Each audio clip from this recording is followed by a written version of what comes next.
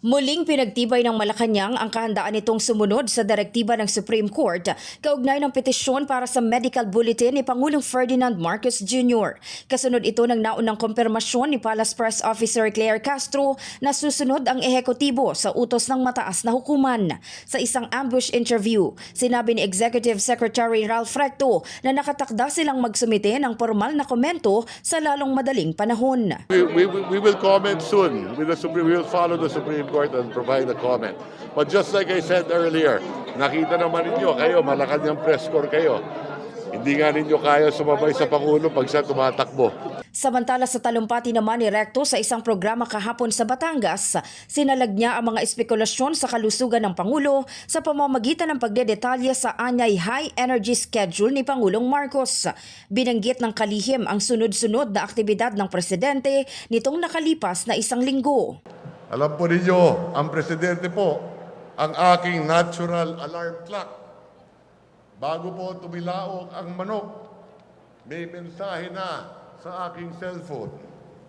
At sa gabi naman, tulog na ang mga anghel. Sige pa rin padala ng komunikasyon.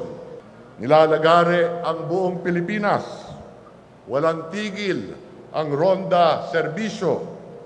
Kahapon, siya'y nasa Nueva Ecija upang magpasinaya ng mga pabahay.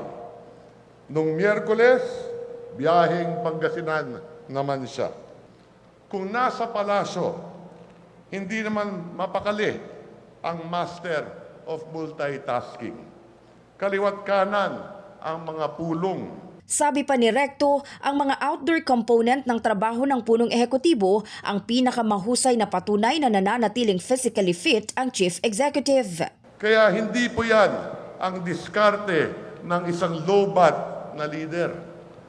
Tulad ng paninira ng kakarampot na lagtutay ang mga isip. This is a high-energy presidency of a healthy leader. Walang wheelchair, walang tungkod at hindi uugod-ugod.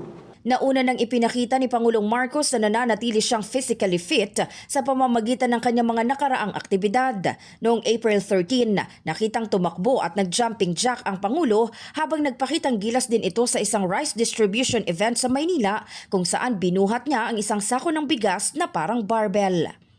In the heart of changing lives, ako si Brigada Maricar Sargan ng 105.1 Brigada News FM Manila, The Music and News Authority.